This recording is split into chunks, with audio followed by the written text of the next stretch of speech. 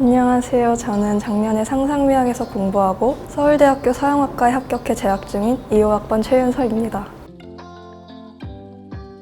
저는 25학년도 수능에서 국어 100분위 95 2등급, 영어 3등급, 생윤 100분위 93 2등급, 윤사 100분위 95 2등급을 받았고 저는 나군 서울대 서영학과에만 지원하였고 다행히도 합격하였습니다. 국어탐구 합산 서울대 서영학과식 표준 점수로 262점을 받았습니다.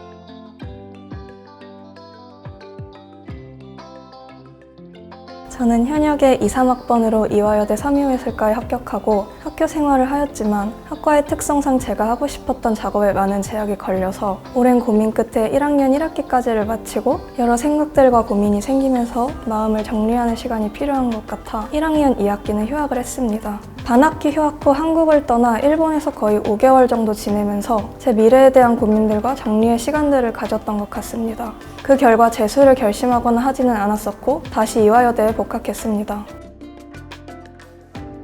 조금 웃긴 이야기지만 충동적인 선택이었습니다. 한국을 떠나 일본에서 오랜 시간을 지내면서도 재수를 할지 말지에 대해서는 어떠한 결론도 못 내렸었고 복학한 후에도 개강 후 첫 주가 지날 때까지도 재수를 할까 말까 계속 방황하며 고민하던 중에 학교 끝나고 집 앞 지하철 출구를 막 올라오자마자 상상미학 버스 광고가 눈앞을 지나쳤습니다. 저는 운명이라고 생각하고 바로 상상미학을 검색했고 상담 예약을 잡았습니다. 대표님과 처음 상담을 하는데 제 선택에 대하여 응원해 주시면서 잘 될 수 있을 거라는 확실한 신뢰감을 주셨습니다. 상담 끝나고 바로 대학에 가서 휴학원을 내고 바로 다음 날부터 상상미학을 다니기 시작했습니다.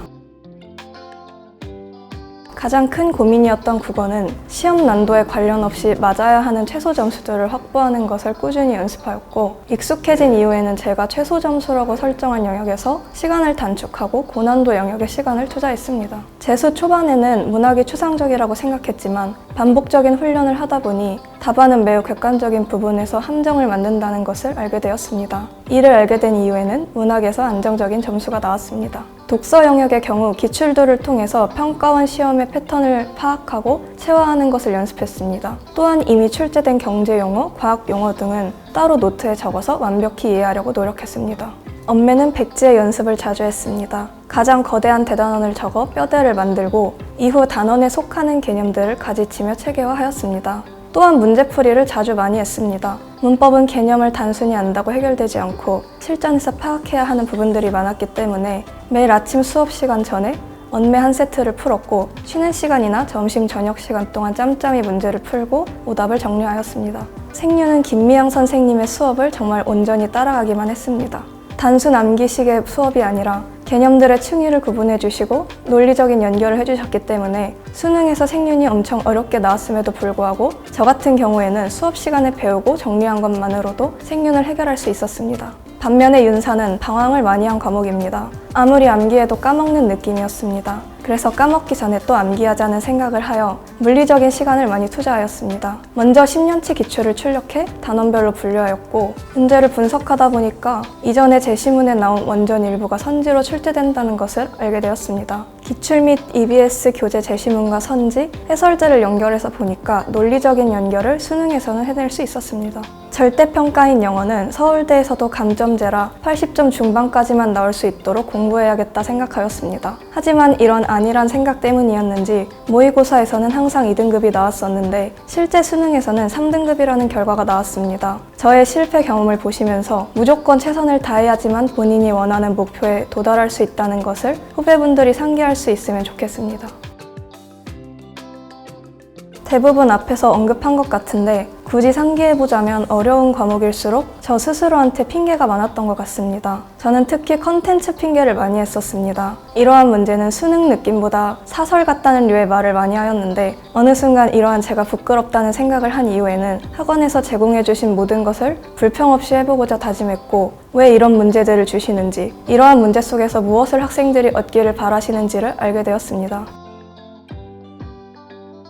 저는 현역 시절에 학교와 집의 이동 거리가 매우 멀었는데 그 시간들을 공부에 전혀 활용하지 않고 친구들과 수다를 떨고 핸드폰을 하거나 노래를 들으면서 의미 없이 보냈었습니다. 하지만 상상미학을 다니면서는 집이 분당 쪽이라 현역 시절과 비슷한 통학 시간이었는데 현역 때와 달리 이동 시간에 단어를 암기하거나 영어 듣기를 듣거나 한국사를 암기하는 등을 하면서 자투리 시간 활용을 잘했던 것 같습니다. 또한 수능 준비를 하며 항상 마음속에 지니던 생각은 시간의 질과 농도를 높이자였습니다. 수험생들에게 시간은 누구에게나 똑같이 공평하게 주어지지만 최대한 집중력을 높여서 언제 한 시간이 지난 거지라는 생각이 들 정도로 몰입하는 것을 중요하게 생각했습니다.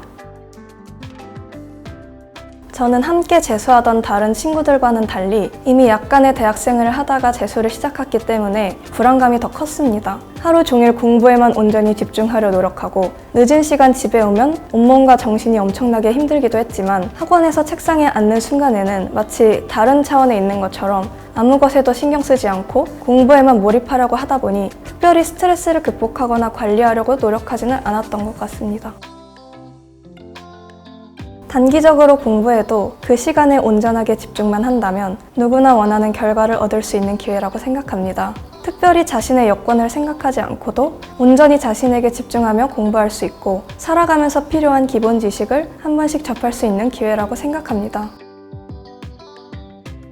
수능 별거 아닙니다. 앞으로 살아가면서 저나 여러분들에게 닥칠 어려움들은 수능과 비교할 수 없을 정도로 어려울 거라고 생각합니다. 우리가 지금 공부하는 것이 대단하다고 생각하지 말고 그냥 자신 기준의 열심히가 아니라 누구보다 열심히 하려고 노력하셨으면 좋겠습니다. 그러고 우리에게 이런 기회를 주신 부모님께 감사하는 마음으로 항상 공부에 몰입하시면 좋을 것 같습니다. 정말 많은 분들의 도움 덕분에 제가 좋은 결과를 얻을 수 있었습니다. 저 혼자만의 결과가 아닌 선생님들의 수고에 저뿐만 아니라 저희 부모님께서도 늘 감사하고 계십니다. 앞으로 힘든 일이 생기면 선생님들과 함께 노력했던 작년이 떠오를 것 같습니다. 감사합니다, 선생님.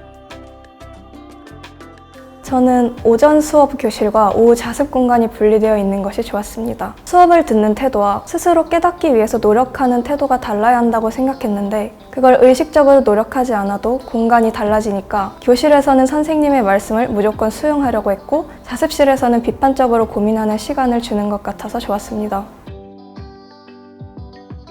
상상미학이란 올바른 선택이다. 재수가 필요한 것도 아니고 인생은 길고 세상은 정말 넓습니다. 사람마다 다양한 길이 있을 수도 있고 하지만 그럼에도 불구하고 저는 여러 가지 길 중에 상상미학을 선택하였기 때문에 지나간 시간들을 후회하거나 주변을 두리번거리지도 않고 오직 제가 선택한 공부에만 몰입하며 최선을 다할 수 있었습니다. 이런 면에서 상상미학은 제 인생 20대에 결정한 최선의 그리고 최상의 올바른 선택이었다고 생각합니다.